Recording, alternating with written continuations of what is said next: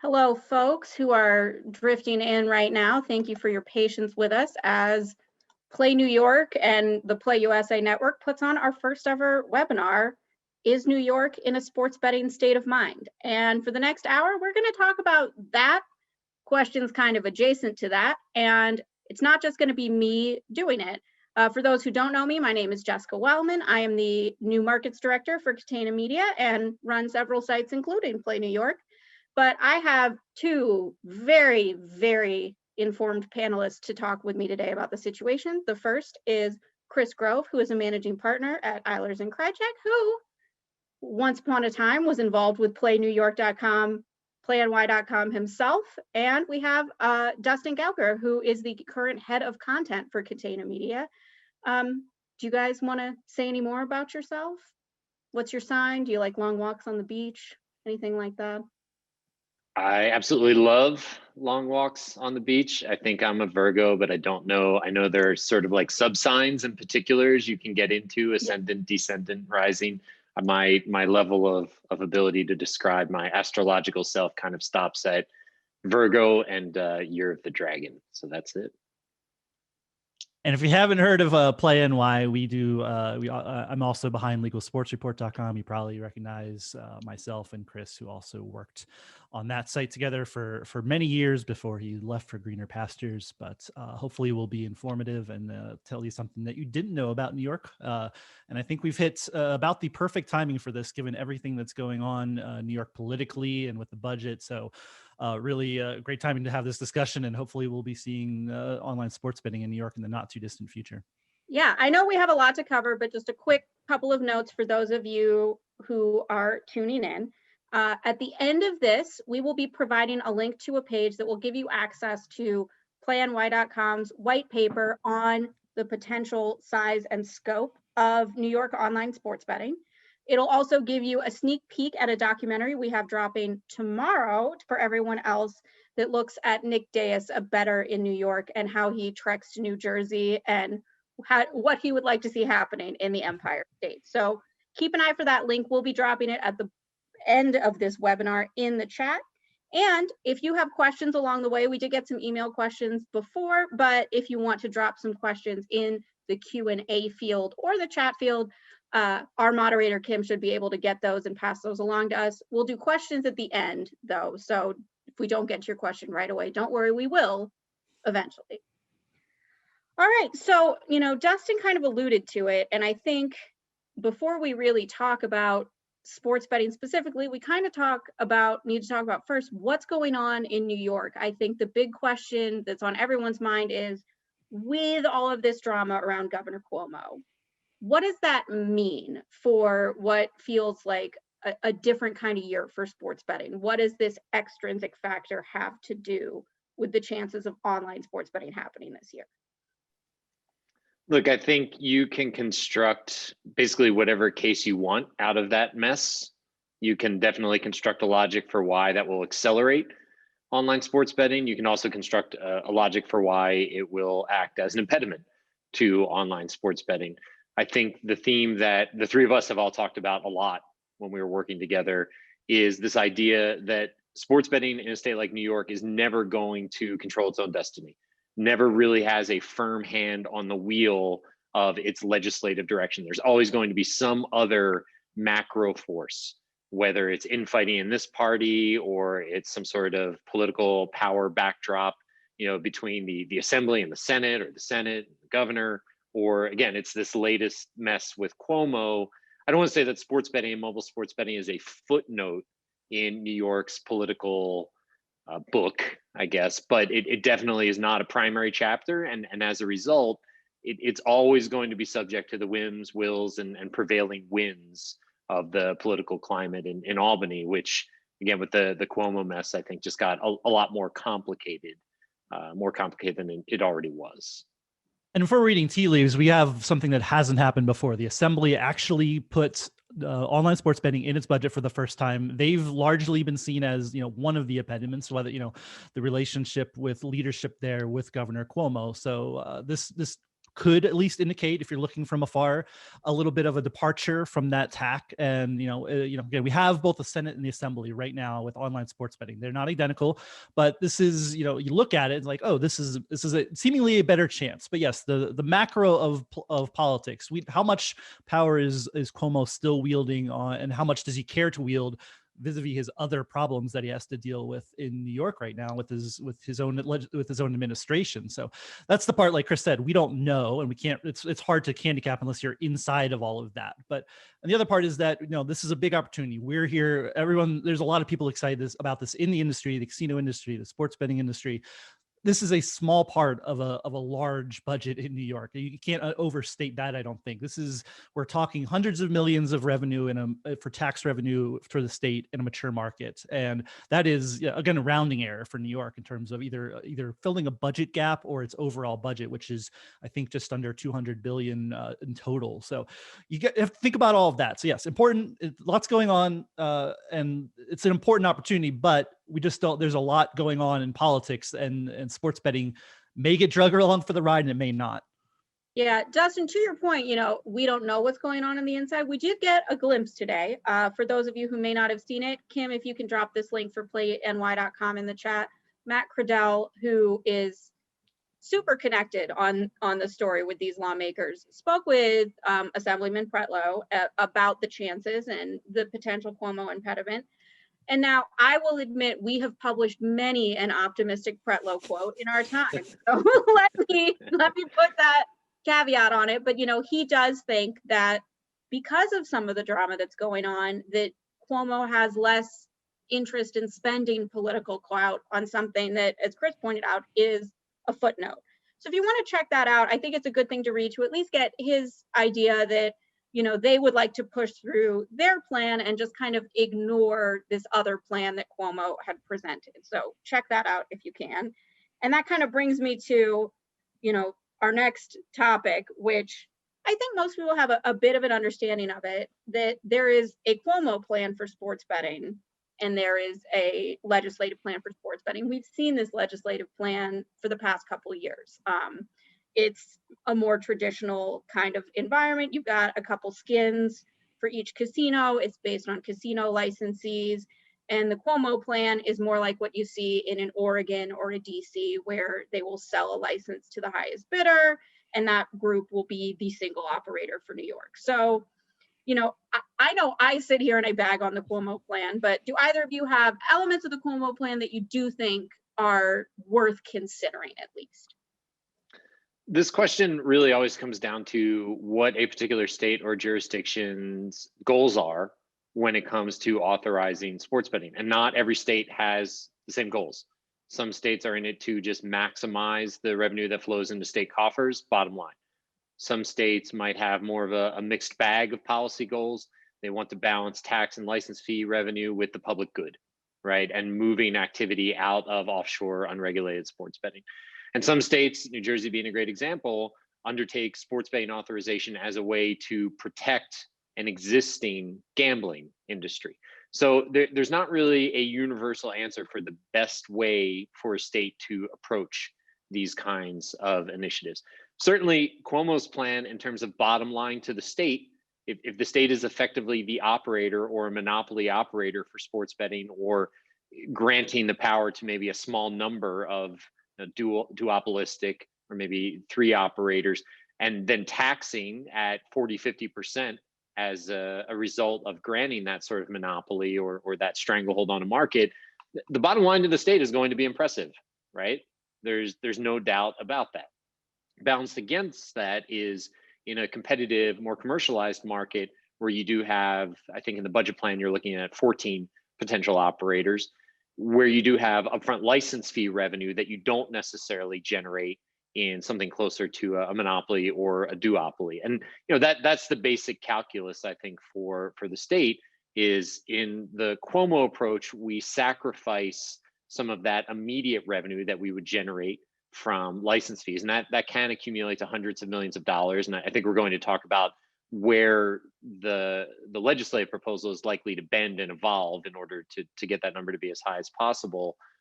Versus, again, if you're a state taking a 50% tax rate on sports betting versus a 12% tax rate, you can stomach a much smaller market because your take of that market is so much more substantial. So really that conversation comes down more to upfront license fee revenue plus lower tax revenue against lower license fee revenue, but greater tax revenue. And that again comes down to what priorities a state has and how much they're concerned about money today versus money tomorrow. And And we Dustin, can, yeah, well, I was just gonna, I mean, you can look at the white paper when you get a chance to look at that. you're going to do what I was about to do, which is we do have some numbers. I'd be curious to see what Chris thinks of them. Yeah, and I mean, we did our own projections done by our intrepid Eric Ramsey, who is a very smart individual, and I think has done a great job on the paper. We have an executive summary if you don't have time for a larger document, but the projections, we agree that if you just want to make money and that's the only goal for the state. Yes, the Cuomo plan will provide more revenue. Now you can push levers to change that based on what the deal you do with operators is, or how much you tax if in a more open model. Those levers can be changed. We're just going with the base rate of a 50% revenue split in a more monopolistic model versus a 12% tax rate in the current proposal in the legislature. But we're looking, so the revenue numbers to the state, more over the first 4 years, we project something like 375 million, more like 300 million for the Cuomo plan, for 300 million in tax revenue for the more open legislative plan that we see out there. Now, again, that's you're going to see way more betting activity if you have that open model and competitive model. We think something on the order of 4x in terms of how much handle and how much more operator revenue there will be. Again, it does come down though to what do you value. If that's what you value, those are the bottom line numbers. And we'll argue, and we argue in the white paper, that those ancillary benefits beyond just what the state gets is kind of important. It's we're trying, as we develop legal sports betting markets across the country, to cut into the offshore market and to provide the consumer.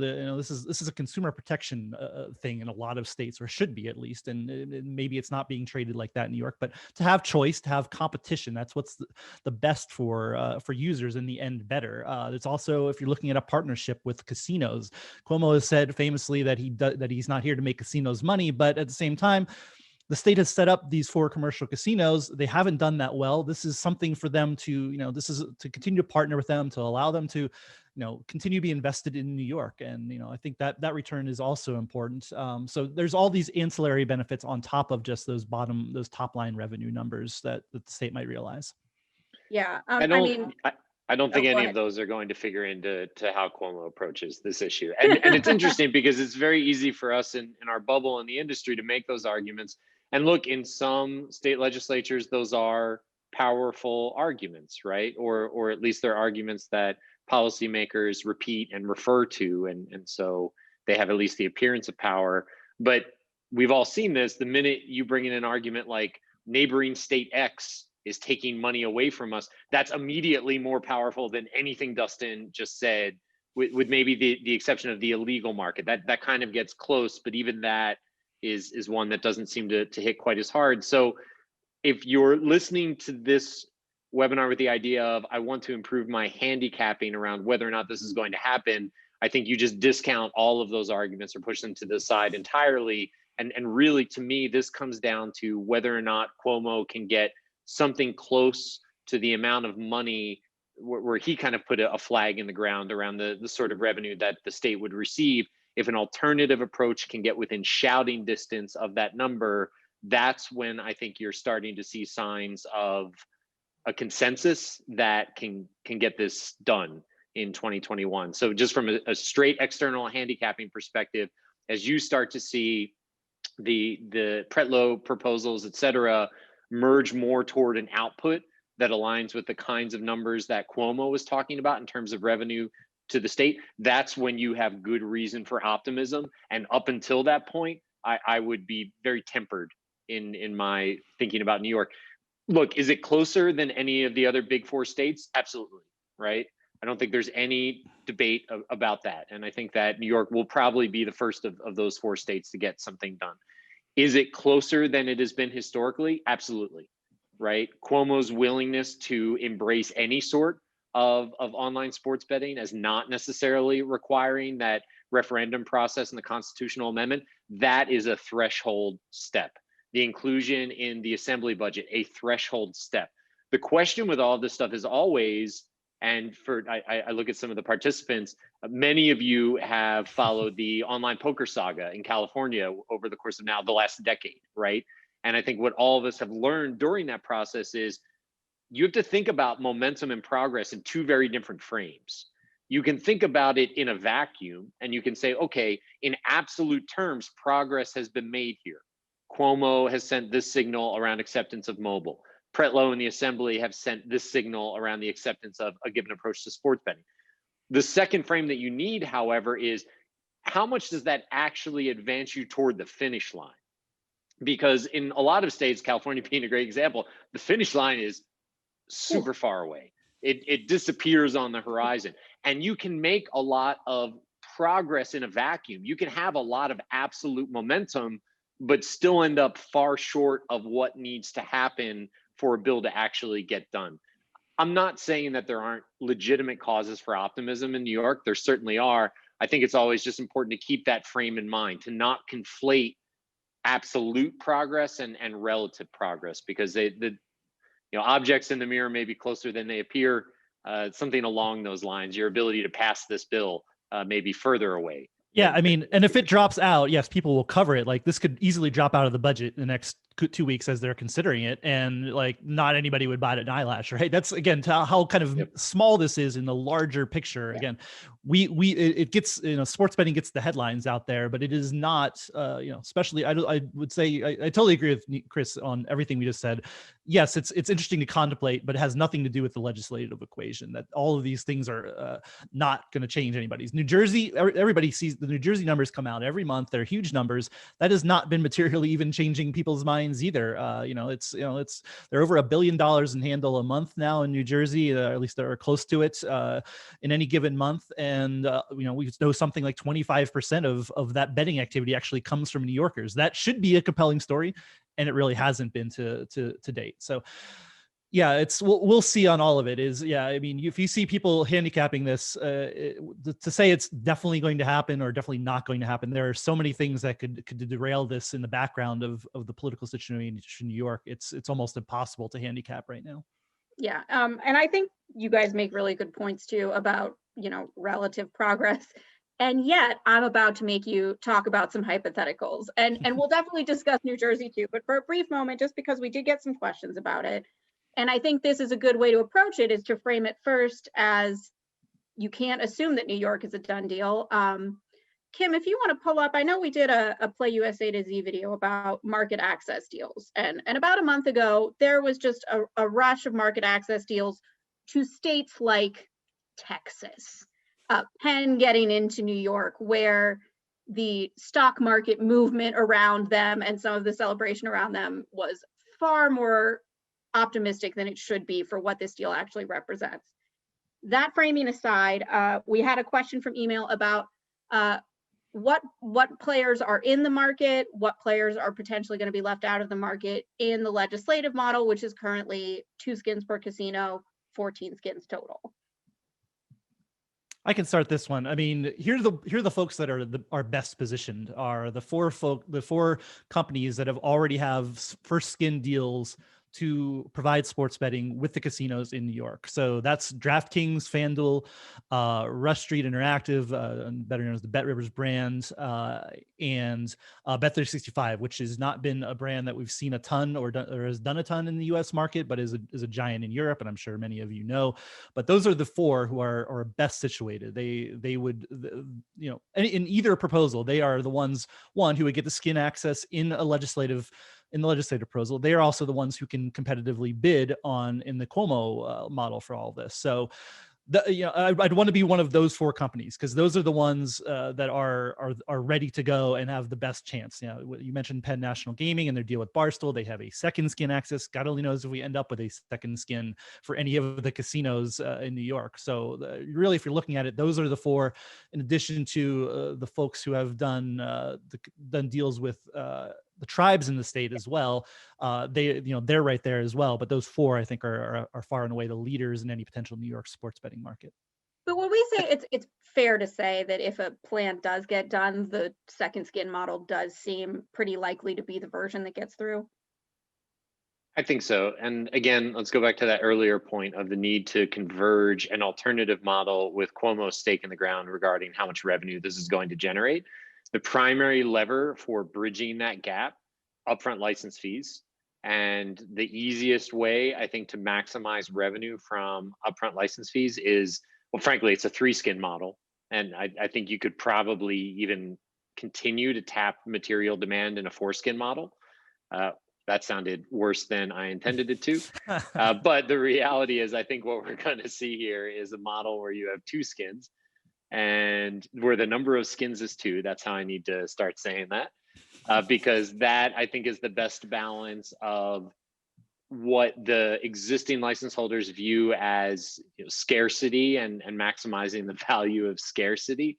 And again, closing the delta between the kind of revenue that a legislative proposal would produce, a more commercial market would produce versus Cuomo's model. So I think in a world where this gets done, I think you see a structure that allows 2 skins per license in most worlds. Just because, again, that's where I think you get the best balance of a license fee that isn't prohibitive, the ability of existing retail license holders to monetize immediately through the sublicense of the skin, and not so many points of market access that those who sort of hold the control there feel like they're diluting the value of that control too much. Here's just kind of a hypothetical, since we're living in the make-believe world of 2 skins happening. I believe the licensing fee currently on the table is $7.5 million. Am I pulling the right number here? Yes. Sounds I'm right. seeing nods. Okay. How high could it go? Because I remember when Pennsylvania was happening, we thought 10 million for a sports betting license was ridiculous and thought that people wouldn't necessarily put up that kind of money to participate. And I don't think there's anybody in Pennsylvania who regrets putting up $10 million. So yeah, I think in the budget language it's 12 and 12. So it's 12 million for the license fee and 12% for the tax rate, which is handy. It's sort of like 10, 10, 220, super easy to remember. Really dating myself there, back from a time when people used codes to place convenient collect calls on payphones. So I think, the upper end for this license, it's a function of how many of the licenses exist in a market where you're talking about 14 total licenses.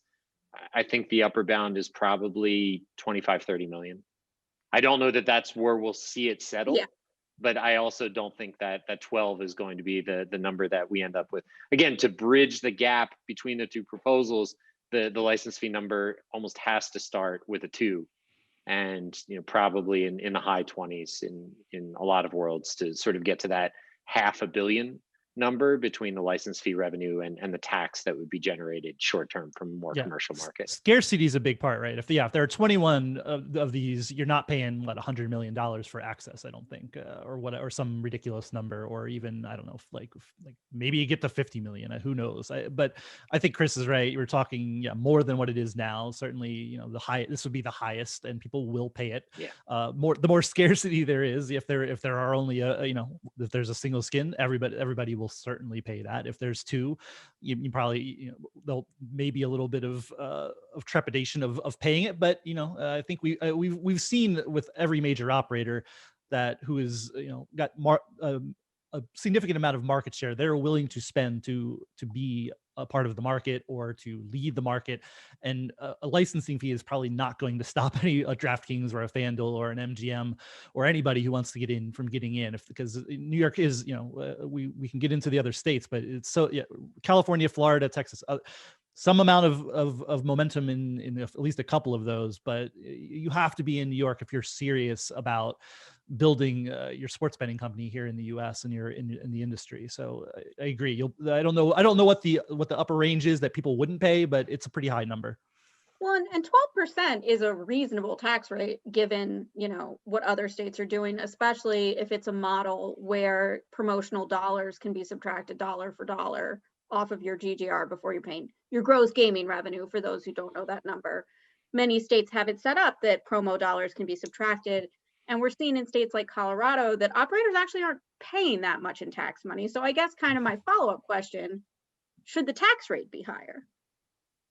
So the effective tax rate is actually a fair bit higher, right? I think there's an integrity fee mixed in there in the budget language. Yeah, 0.2. So let's call that another, 3.5%, 4%-ish on revenue, a little bit of a floating number there. Obviously, you have the federal excise tax as well. So you're ending up with an effective tax rate that's closer to 20%, still reasonable, right? But if you start to move that tax rate number up, I think you are starting to crest above what most people consider a bit of a cutoff for where the size of the tax rate begins to materially impact the ability of regulated sites to compete with offshore sites, or really starts to have a detrimental impact on product and on pricing. I think you're likely to see the license fee go up quite a bit more relative to that $12 million anchor than you are to see the tax rate go up above that 12% anchor. I think it's not also inconceivable that we'll see tiered tax or tiered license fees roll out. I could definitely see one level of license fee for land-based license holders and another level for non-endemics who are coming from outside of the state. I know that's an idea that's gaining more traction in states that are considering this topic.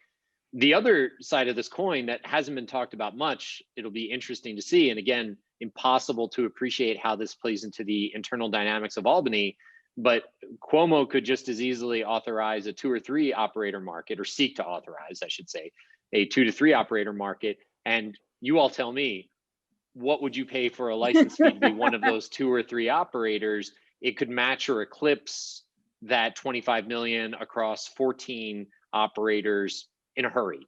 And so I think there's also going to be a bit of a balancing act in terms of Pretlow, the legislature, maybe trying to pad that number a little bit to anticipate and to cut off a counter proposal or a contrarian approach from the governor that says, okay, you can raise 250, 300 million with your license fees. Great. I'm going to have 3 operators and charge them 100 million apiece. I can think of 3 operators in quick succession who would pay that amount happily if it meant that they had exclusivity in what is easily the most important market to date in the US, and frankly, what could remain the most important market in the US for a couple of years at a minimum. Dustin, anything to add to that? Or yeah, totally agree. I mean, I don't know what the number is that gets people crazy, but we talked about scarcity. Yes, 100 million, 100, definitely. More than that, sure. Why? It's very possible. Yeah. You also, when you start playing with these levers on tax and licensing fees, you also risk, I think, the coalition of everyone who wants this legislation. If you start putting these things too high, do people say, oh, maybe we'll punt and not do it this year? I don't know. But you have casinos trying to make money from this. You have the sports betting operators. If this gets out of control and becomes Pennsylvania plus more, or the tax rate and it gets too high, then I think maybe that coalition starts going away that's lobbying for and actively pushing for this sports betting model on the legislative side. So we look at these again. We're looking at these numbers in a vacuum and how we get to the Cuomo number. It's that you start messing with things, and then how much people really want sports betting. It gets put to the test. But I agree with Chris. If you want to charge 3 people $100 million, it might be a short line, but there'll be a line to get those licenses. Yeah, and I mean, casinos in New York, the retail casinos have sports books, but I mean, to put that in some context, Mississippi retail sports books bring in more money than New York retail sports books do. So they are really hurting to up the income from sports betting and just overall in general at those places. Changing subjects. We have brought up New Jersey several times. I think it's kind of impossible to talk about New York without talking a bit about New Jersey. If we had to guess, how much of the $1 billion in handle a month from New Jersey is coming from New Yorkers? 20%, give or take, right? I think you can make an argument for plus or minus 5 off of that. Obviously, it's not a publicly known number. Talking to operators, and obviously some operators see a lot more of their volume coming from New York into New Jersey. Some operators see a lot less. So if you talk to any individual operator, you might get a much higher or a much lower number, but best we've been able to tell from channel checks with operators and checking back on some peripheral data like geolocation, et cetera, 20-25%, somewhere in there seems to be the number. And a lot of that too, remember, don't confuse volume of betting with volume of participation. What I think you have there is a fair amount of highly motivated bettors who are likely to be higher volume. And so you have a disproportionate amount of those higher value players moving from New York into New Jersey. So it's not as if it's also 20 or 25% of the accounts in New Jersey are coming from New York, at least not by our understanding. In another happy accident, in about half an hour here, the New Jersey monthly numbers drop as well. So you'll see what those look like in February with the Super Bowl included. And yeah, you know, channel checks, it can be up to 25%. You'll see in our documentary, if you get a chance to watch that as well, the journey of one person who does that train ride over to New Jersey, which I think has gotten a little bit of notoriety in terms of people who are actively just leaving New York to go bet at regulated sites in New Jersey. And it's not a huge number of people, but there are people who work in New York and live in New Jersey, or vice versa, probably one more than the other. But those things add up, and it's as we talk about markets, the New Jersey market has benefited certainly from the presence of New York, and New York not legalizing online betting or anything else. We'll get into this a little bit too, but New York's even had online poker out there. Online casino has not really been on the roadmap, but all of this, yes, there's a sizable amount of activity from New York already without legalization. And again, we can't stress this enough. That's not really that compelling to anyone in Albany right now, but it does underscore the opportunity that New York has in front of us. For sure. I know, and this was a question that we got from email, that with the launch of Illinois, there was a lot of questions about Indiana. Could Indiana survive? Would Indiana take a big hit if a neighboring state that has a similar amount of, people crossing over the border to bet survive? And it seems, that they've been able to kind of keep steady with the amount of growth they had before Illinois was in the picture. Would New Jersey have the same kind of response if New York legalized online betting? Do you think that this billion-dollar handle would be sustainable every month? So look, a couple of things are worth noting. New Jersey is still growing. So New Jersey can absorb a hit from New York demand migrating back to New York, should New York authorize, and still probably maintain a growth trajectory, because I don't think we're quite at the point where we would call them a mature market at this point. I think we're still probably a year or two out from that. So it's and this happens with a lot of comps and analysis in the US market. Remember, all of these markets are still growing, so it becomes very difficult to tease out the impact of an individual event or an individual development. With that said, it is incredibly easy to move from New York to New Jersey. It is generally not nearly as easy to move from Indiana into Illinois and into Chicago. Tolls, costs, time, it is just a longer journey, and I think a longer journey that in some ways crosses a critical threshold. I think most people might be willing to spend an hour to do something like this, maybe an hour and a half round trip. There is a magic number where it starts to feel less like a little excursion, and it starts to feel like I'm going to spend my whole day doing this, right? And I think you're closer to that when you're talking about most people moving from Indiana into Illinois to bet versus moving from New York into New Jersey. So I think you are going to see a material hit to New Jersey. And look, the reality is that New Jersey is likely benefiting to a material degree from being the first state to authorize in terms of pulling in out of state demand in a variety of other ways. And so as you see more and more states authorize sports betting, I think that is going to exert a gravitational pull on New Jersey's revenue. But that said, still a very compelling market, even if you start to apply those discounts and you take a product like online casino and you see how well New Jersey is performing there. And I think online casino isn't subject to the same kinds of inflation in terms of cross-border play or other forms of out-of-state play. It all adds up to suggest that even if you do discount New Jersey for the New York contribution, New Jersey is still going to be an incredibly healthy, productive market and is probably going to remain at near to the top tier of US states in terms of per capita production. Yeah, and the casino. I mean, we're looking at this morning just the Michigan drop too. This was later in the webinar, but we might as well, while we're talking about it, casino.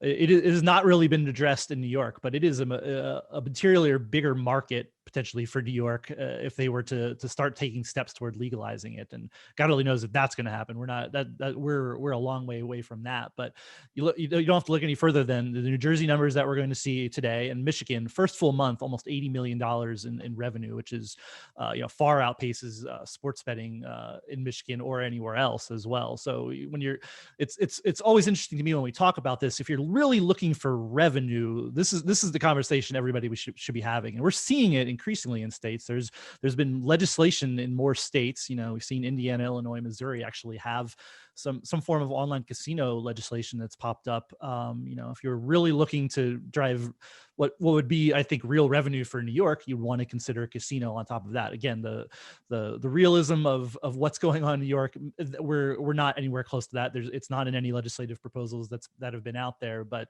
and it's also indicative of what's important to lawmakers. But if you're Cuomo and you're like, I really want this money, you'd start thinking about that. There's still a little bit of trepidation for land-based casino operations about what casino means and whether it's cannibalistic. Although I think it's been pretty well proven across the markets that have it in New Jersey, Pennsylvania, and Michigan that the casino is an additive product to the bottom line. And so yeah, if you're listening, Governor Cuomo, just legalize online casino. It makes it much easier for everyone. Well, I think think of online casino like a warm blanket that you can wrap around your shoulders in times of trouble. I think that's the right metaphor here. Real quick, Jess, I saw a legitimate nit in the chat. Yes, it's not just the border between Indiana and Illinois that requires you to pay a toll. Depending on how you transfer from New York to New Jersey, you may incur a toll as well. That's correct. I think what I did there was tried to make a point that it's a friction-laden experience to go from one state to the other. There's more friction involved in moving between Indiana and Illinois for more of the population than there is for more of the population that's interested in moving between New York and New Jersey. So not a toll denier, right? I believe in tolls. Tolls are real. Tolls are not flat. I appreciate that discretion and addressing such an important question. So when you're talking about online casino too, we bring it up if you want to bring in the revenue, there's really no argument that online casino is substantially better. Is it just an ideological thing that it's easier for a lawmaker to say, hey, we've all bet $5 on a sporting game with our family, and it's kind of the bridge too far to say, of course, all of us want to play online blackjack for $10 a hand. That's a totally normal thing to do. Is that kind of the sticking point for why we're not seeing more bills? I mean, I think Chris and I can both, since we started covering the legalization, I think it's the fact that sports betting is a new shiny toy. It wasn't something that was available before, and now it is. And that's been the compelling story, right? That like online casino, yes, we already have casinos, but we didn't have sports betting before. So this is really new and exciting that we can do sports betting. That's a lot of the narrative around how sports betting has happened so quickly in the United States. And yeah, that narrative that, oh yes, this was already happening offshore, whatever, you're betting with your friends. Like it was already it started being ingrained into the American public, even more so with the advent of daily fantasy sports and DraftKings and FanDuel. So that's where I see it coming from, is that it's just the sports betting was the moment was right for it. The casino, again, I remember we were talking, Pennsylvania, the floodgates will open. Nope. Michigan will do it. The floodgates will open. Nope. It's not, it's just harder to get done. And I think we'll see it change as time goes on. Like we have MGM Resorts with the BetMGM brand and Caesars and all of these companies that are the main purveyors of casinos in the United States.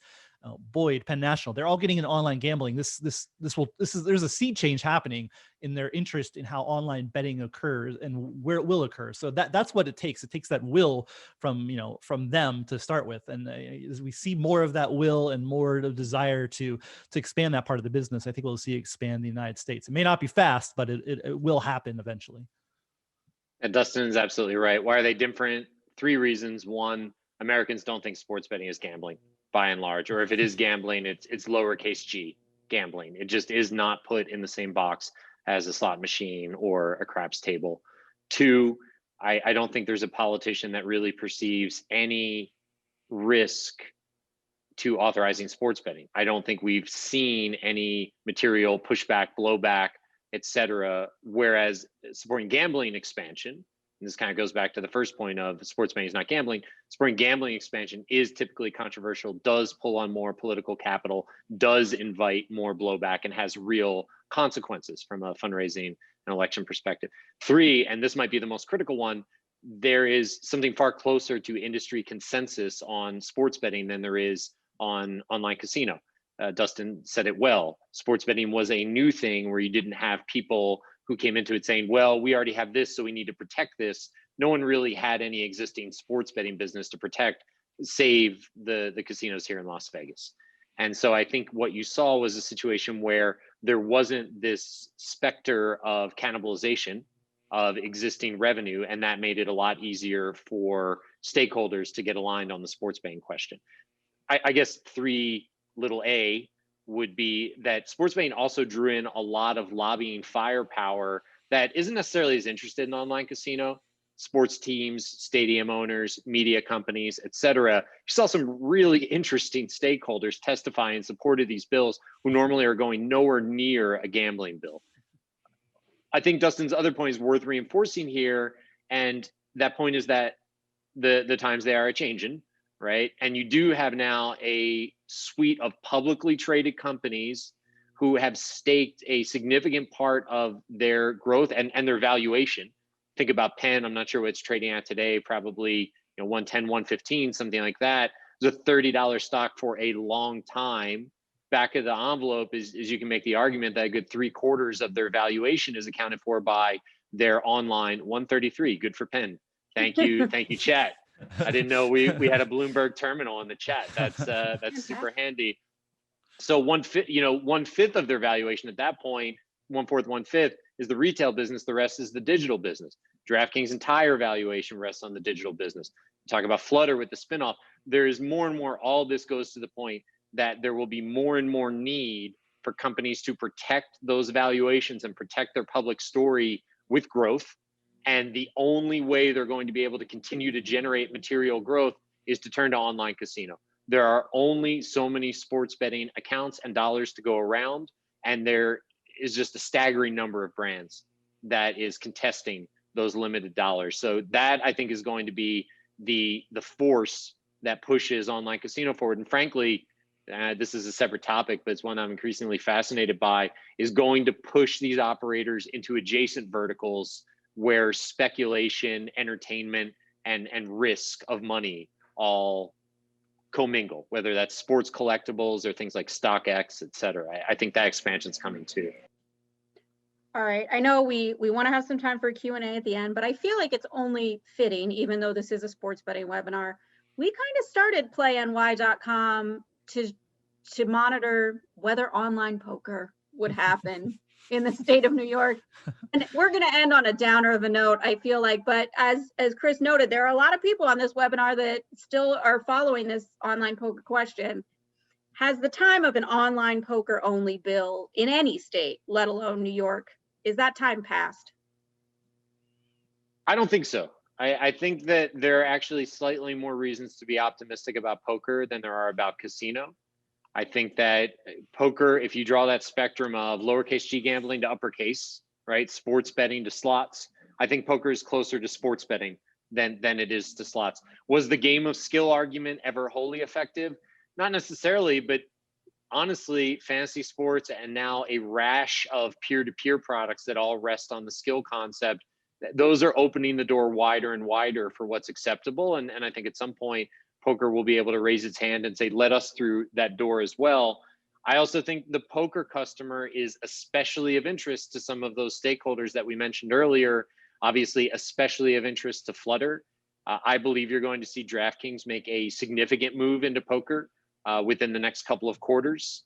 I think that as you see sports betting competition intensify, the logic, the rationale, and the momentum for a poker product to sit alongside sports betting provide a cross-sell door into sports betting, and provide an engagement amenity for existing customers, that's all going to increase. And again, you go back to that question of how do we generate growth? What does DraftKings need to do to keep its valuation afloat? It needs to show top line growth and needs to show KPI growth. And the biggest KPI growth point that they can demonstrate, I think, is new depositing users, total active users, somewhere in there. Poker is a great way for them to expand that in an asymmetrical manner, because not every one of the 25, 30 brands that are currently contesting online sports betting in the US are going to make the jump into poker. All right. I want to make sure we get through these questions. There are several, so if we can try to keep the answers as brief as we can so that we can get through as many of these, hopefully everybody, if we can. Let's start with a question from Angelo. Say, we get sports betting through with the budget. What's the earliest that we would see the deployment of the first sites taking bets in New York? I mean, if it's included in the budget, probably later this year. The budget could be a done deal in April. Then it's a matter of getting everything done to around that. So, we've seen a variety of timelines on how quickly states do this. It has been months to years. I'd say if they're trying to count on this for budget money, they're going to try to get it up as quickly as humanly possible. So, they already have the structure. They're already familiar with these operators and their retail operations. It shouldn't be a huge lift. So in a best case scenario, probably not NFL season, maybe. But yeah, I'd say later this year is possible. Definitely next year if they pass something here in the spring. Yep, I'd co-sign on that. All right. Here's one from Michael. What do you think the status of kiosks in sports bars will be if online gambling gets approved by the government? Will that be a piece of it, I think, is kind of the question. Sports bars, I think will be a bridge too far. I think you are starting to see that come up as a topic more and more as bar, tavern, restaurant owners look for ways to benefit from the expansion of sports betting. I think you're likely to see more of that in states that have deeply entrenched VLT, VLG, or VGT routes. So that's where I think you're likely to see that influence bear fruit. But look, it's also an active conversation in a state like Massachusetts. It seems like in the budget, if I remember it right, that the kiosks are limited to a pretty finite number of participants. I think it was stadiums, OTBs, relatively defined list. I could have that wrong. I'd be surprised if it expanded too far out beyond that today. I do think that is something, however, that you could see start to emerge when they revisit in a year or two. And the argument's going to be pretty simple. People are sitting in my bar / restaurant / Nevada style tavern, placing bets on their phone. Why can't I just capture some of that activity with a kiosk? That's something that I should be able to have, because it's not as if it's going to generate additional gambling opportunities or activity. Or you could make a deal like Buffalo Wild Wings. Yep. So I think it's going to get into venues one way or the other. And I think the kiosk argument is probably something that's more likely to happen second phase. Jess, you should have known. Impossible for me to offer abbreviated answers. You tried your best. Yeah, you tried your best to warn me off, but still have 10 minutes. Not short-spoken people. But all right, since we talked about the big four, California, Texas, Florida, New York, how would you compare the situation in New York with the situation in a Texas or California? We're way closer in New York. I think Chris said it before. Like California is, we're basically looking at whether a referendum happens next year and whether there are one or two, how engaged the tribes are, how much they want to stop online sports betting from happening if it's not under their purview. California, we're so far away, it seems like, but at least a chance of retail sports betting probably in 2023, online sports betting, depending on who you talk to. Texas, they have short time left to get anything done. I mean, there's been a lot of chatter, but they only meet every 2 years. So we're looking at, 2023 for Texas, I'd say in a best case scenario. Florida, they still haven't worked out what's going on. The Seminoles haven't said that they want this. There are at least reasons to see if you're reading tea leaves to think that it's changing, but it seems like a bridge too far for Florida this year as well. I don't think any of these states are anywhere near as close as New York. And again, who knows what you could go from a coin flip for New York to be way more pessimistic or optimistic. But again, we have a chance this year. I don't think we have a chance in the other states. I don't know if you disagree with that, So Chris. in California, I'm going to plug Matt Cradell here.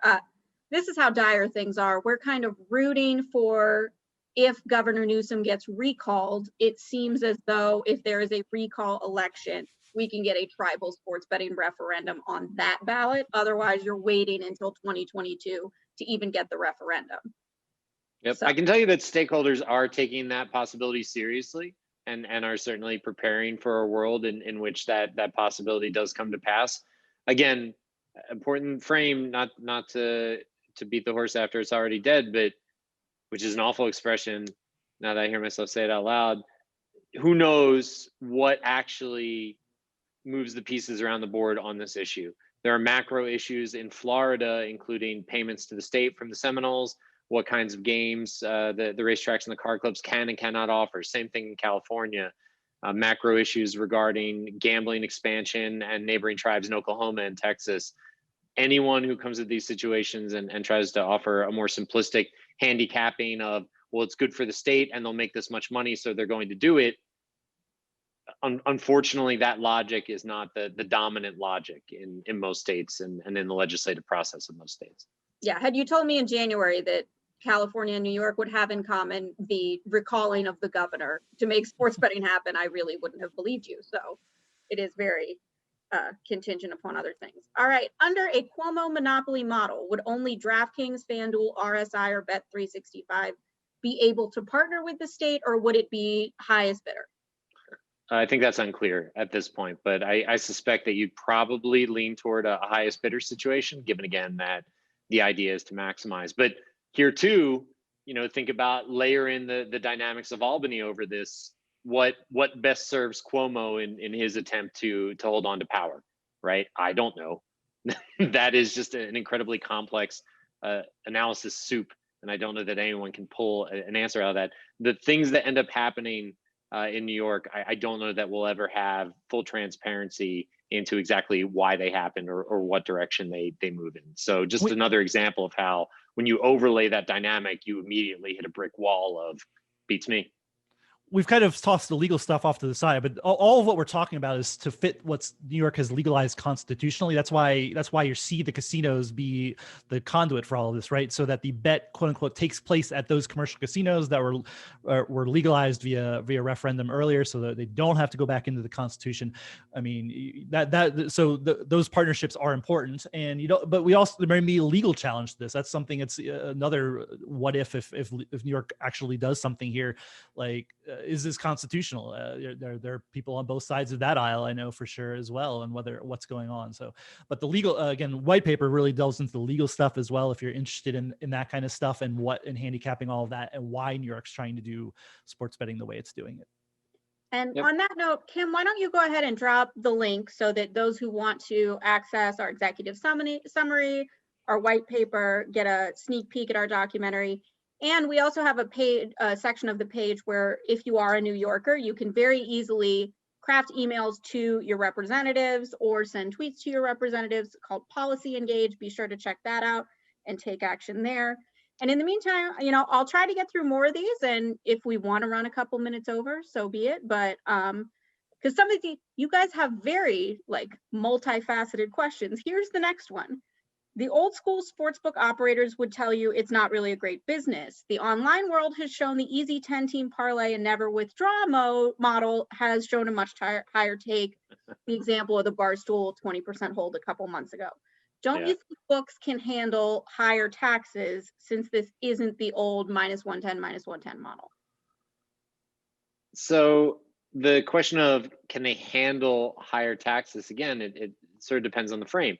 If the frame is, can they handle higher taxes and still remain a viable competitive alternative to an offshore sports book, the answer at that point becomes no, right? In a vacuum, can they handle higher taxes and still be profitable and still be a sustainable business? Sure. And look, no one knows exactly where that threshold gets crossed. It's not a magic number. It's not a tipping point, but there definitely does come a point on that progression, whereas you're less able to reinvest in product, and as you're more prone to be pushing pricing that is less advantageous for the consumer. If there's a compelling alternative out there, consumers, at least some chunk of that consumer base, will take that alternative. So can you jack the tax rate up? Yes, right? Do you do so at the risk of becoming less competitive with the illegal market? And at some point, honestly, just becoming less competitive with other entertainment options that consumers have, whatever shares that part of their wallet with sports betting, right? At some point, you become less competitive with those other things as well. So a bunch of trade-offs here that all have to do with consumer demand.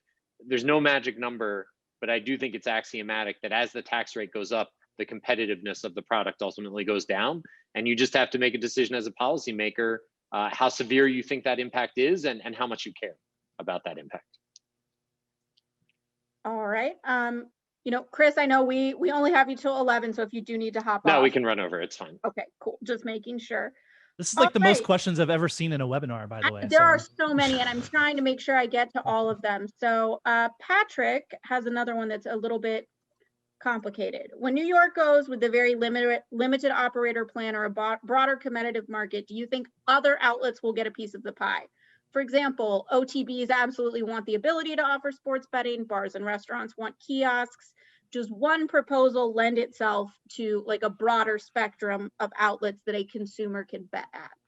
Cuomo's plan has been more like hands off on what all this means. But I mean, the legislative proposal is probably better for this because it basically uses those casinos. Again, we're getting into the weeds on the legal stuff, but uses those casinos as a hub. You can then have kiosks wherever you want. Right now, it's not really doing that, but it would, like we talked about the VLT operators, there would be a possibility for betting kiosks there at sporting venues as well, in terms of like where football and where NFL and NBA teams play. You could have kiosks there and possibly, but yeah, I don't think the bar and taverns, if it happens this year, that's not going to happen. Again, Chris said, like I said, there's a lot of states where this is becoming a compelling story because you're trying to help out those small businesses. They want sports betting.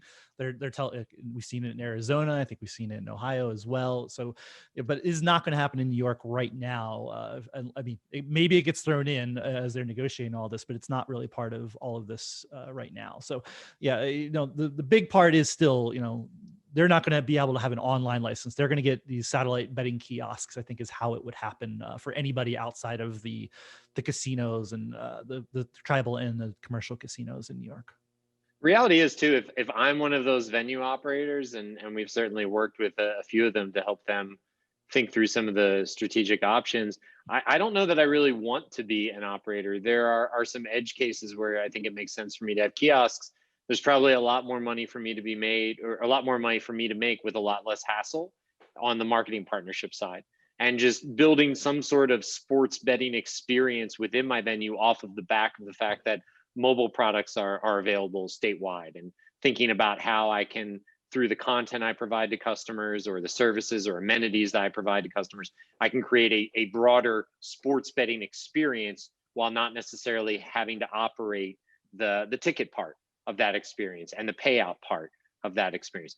Again, there are reasons why venues might want to do that. Every venue is different, but I don't think it's a binary where venues either get the ability to operate or they get no ability to share in the economic upside of legal sports betting. I think there's quite a bit of upside for venues who don't participate as actual B2C operators.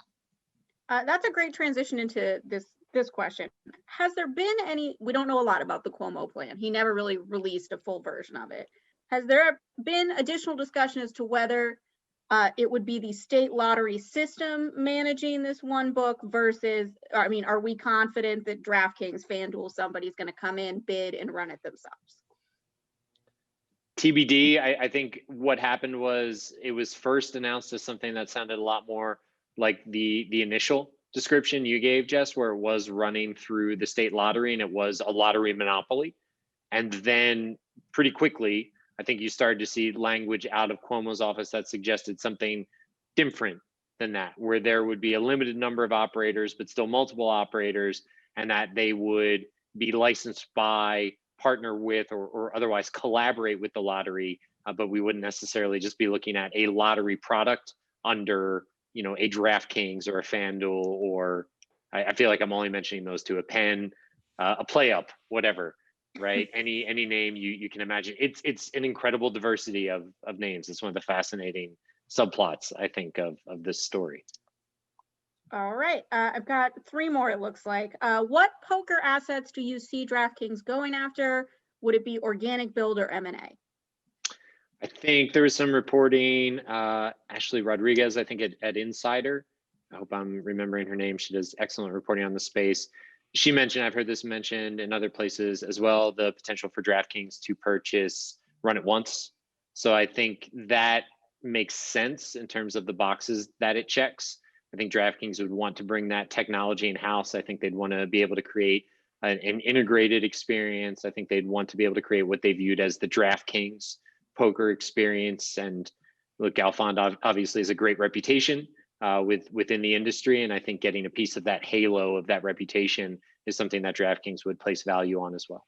And DraftKings, you know, going back to the early days, well before sports betting, they did a deal with the World Series of Poker. It is maybe not endemic to their brand, but they have a lot of poker people over there too. I think they see the value in it. So yeah, it would make a lot of sense. Yeah, I do recall the days of DraftKings reps being at WPT events. So that is something that goes back quite a ways. All right. What is the legality of peer-to-peer betting platforms in New York, such as Zen Sports? That's from Matthew. If you're not taking a cut, you can probably do it, I guess, maybe, right? Like if you're not taking rake out of it or you're not charging people for it, you're probably okay. But as soon as you introduce that, you know, taking money for a transaction related to betting, you're probably almost certainly crossing a line in New York, I'd say, until they license. Like if you know, again, in looking at these models, if you want to run a peer-to-peer activity in New York, if they legalize it, you could probably make that work as well. But you know, we see a lot. It's interesting though. We haven't, even with all of this activity across the United States, we still haven't seen an exchange or a peer-to-peer betting product really get out there. Whether that's coming or not, who knows? But you know, at some point it probably will. But we, you know, looking at it in New York, I don't think you want to be real bullish on seeing peer-to-peer betting. And yeah, I would argue it's not legal unless you're just providing a way for people to interact. It's a complicated topic, and certainly it's one that you should get a qualified legal opinion on. I am not a lawyer. Yeah, before you get involved in that or invest in that. There are a ton of startups floating around right now that their business is predicated in whole or in part on that model.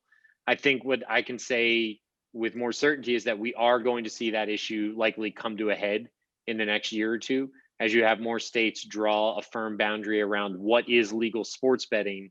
That's also going to result in, by definition, drawing a firm boundary for what is not legal sports betting. And I do think you're going to see more scrutiny of these peer-to-peer platforms, not the least of which because you're also seeing these platforms arise around just all kinds of predictive markets and not just sports markets, right? So I think you're going to see a groundswell of these kinds of platforms. I think that's going to force the issue of legality, much like it did with fantasy sports. And I think the thing that will be different about this reckoning versus the fantasy sports reckoning is, remember, the fantasy sports reckoning happened in a pre-PASPA repeal. I know it wasn't a repeal, but just let me use a few words and then continue talking. Which was that there weren't stakes put in the ground by commercial casinos around this activity. There's not much to defend.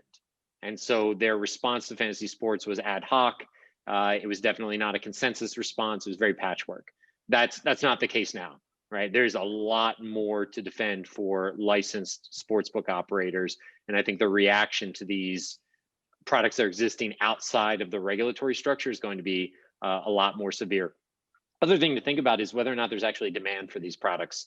There's a lot of talk about how they're a compelling alternative, and there are certainly some use cases for them. I don't know that anyone has really cracked the code and been able to say, okay, this is why this is more than a niche product. Not saying it can't be cracked, but status quo, I'm not aware of any significant traction for that approach in the US. I'm seeing kind of follow-up in the chat. Prop swap is illegal, question mark. Again, ask your lawyer. I'm an investor Exasperated side. in prop swap. The the idea there, I think, is those are physical tickets. That's your property, and you can do what you want with it, which is a different thing than placing a bet, taking a bet, making a bet. But these are all, and again, disclosure, I am an investor in the company. These are all questions that it's not as if you can look to the big book of laws and go to the index and say, okay, PRO, prop swap, that's on page 263. These are things that are terra incognita, and the digital ticket arguably is property the same way a physical ticket is. These are things that are all terra incognita. These are issues that are going to be forced to a resolution in some cases. In other cases, they'll sort of live below the surface for several years, maybe even indefinitely. And it's not always easy to appreciate why one issue catches fire and gets resolved and why another issue sort of lives below the surface. A lot of times it just has to do with how large the underlying market or activity is, but a lot of times it just has to do with how it intersects with the public attention or imagination. Daily fantasy sports being a great example of that. The attention was not so much because DFS was this massive market. It wasn't. It was material, but not massive. It was largely because of the ubiquity of advertising, right? So it was largely because of where it intersected with the culture that it got as much attention as it did. So again, there's going to be dozens and dozens of these issues and then branches of those issues. Some of them will be resolved. Some of them will just persist. But the one thing I would say and stress is that casino stakeholders, regulators, and policymakers have far more incentive to address these issues than they did before sports betting was legalized and regulated. All right. Next question. What does this mean for horse betting in New York? Nothing. I mean, I think, there's some, how much of this, in Pennsylvania, they divert a certain amount of funds to, it's kind of like horse industry welfare, essentially, just to keep it going. Is that something that might happen here? Probably not. I mean, here's what I know about horse betting is that it's with the pandemic has brought online betting in the horse racing industry. It's accelerated that. It's been an afterthought. FanDuel is probably the leader in that. We have Bet America and TwinSpires, which also is invested in, that's definitely their primary business online versus sports betting. So, I think, as you see, again, it's another complementary product. I get questions about how much it cannibalizes. I don't think horse betting is a different kind of player. It's not really the same. It's not the same bucket at all. I don't think New York legalizing would have a material impact other than this just continues to hasten online betting. And that's where, again, the pandemic has hastened that for horse racing, which was, very, very dependent on people coming out to the track. And I think people have seen okay, we can still engage with customers if we start moving them online. And that's the bigger story, not really related to New York. I think the ancillary benefit is that a lot of people have looked at Flutter and the FanDuel story and said, why are they leading the market? It's a complicated question, but one of the answers that you've seen emerge is because, look, they do sports betting, they do casino, they do poker, and they do racing with TVG. And it's that full complement of products and appreciation of that full complement of customers that has led to their success.